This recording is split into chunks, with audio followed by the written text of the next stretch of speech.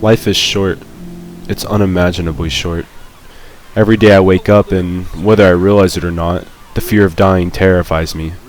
Not the act of dying or the large or small amounts of pain that could come with it, but the pain of what comes after.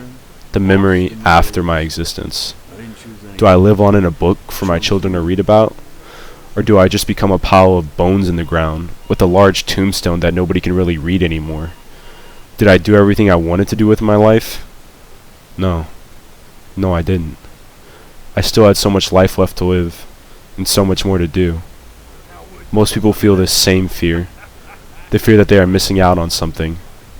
They haven't been living their lives to the fullest potential, and it doesn't even matter how old you are. Whether you're an 18-year-old kid in college trying to achieve a degree to make your parents proud, or a 35-year-old newlywed trying to get a house for their 2.5 kids.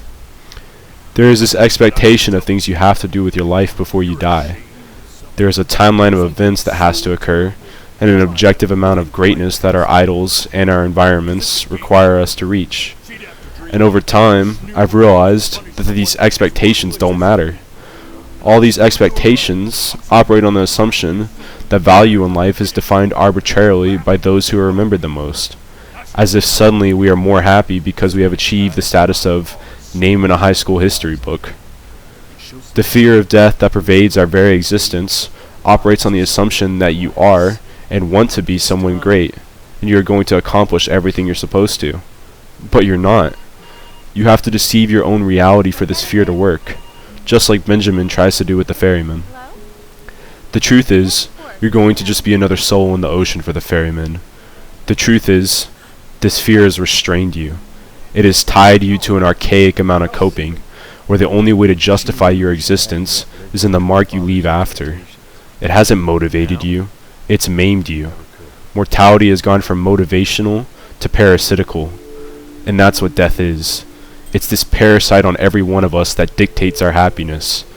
Instead of seizing happiness and enjoying it, we become obsessed with preventing the loss of it. And no, I don't mean trying to live longer. I mean trying to mitigate the loss of death through remembrance. And before your eyes, Benjamin has a bout with death. Several of his family's kittens are eaten by a pack of wolves in the middle of the night. He repressed this memory, trying to hide how he had let death overcome and overwhelm him. To him, being under the stars with Chloe was no longer just enough. He had to become something sensational. Something people remember when death came to eat him. To Benjamin, the grand conquest of mortality had gone from fully living and embracing his life to the amount he would be remembered after it. And that isn't something that happens naturally. There is an infectious power in children that anyone who has been around can understand. Death and the fear of it isn't something they know about. They only know endless happiness. Mortality is not something they learn about naturally. It's something that their parents and the people around them over time brainwash them into falsely understanding out of a subconscious jealousy. For the ferryman, it was almost a blessing that he had found a child who had died at such a young age. The world had not yet had the time to severely terrorize Benjamin's experiences. The lies of his life were so blatant and surface level that the ferryman could still save him and send him to heaven. But these lies and notions on death aren't so surface level for many of us. And I think that's why this game hits so hard. Many of us, myself included, have let death be a menace over our existence. I've let death ruin my dreams.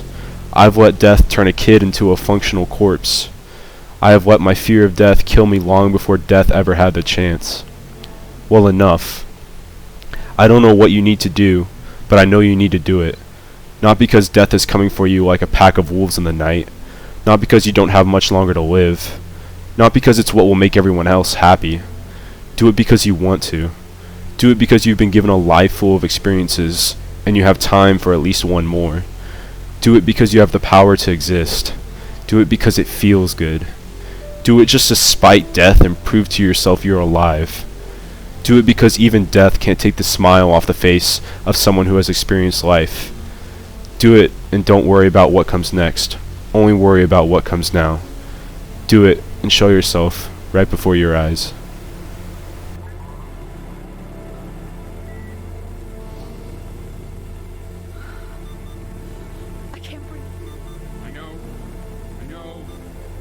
It's okay, Benny, I understand. There's no need to show me anymore. No, Richard, it's like I can't breathe.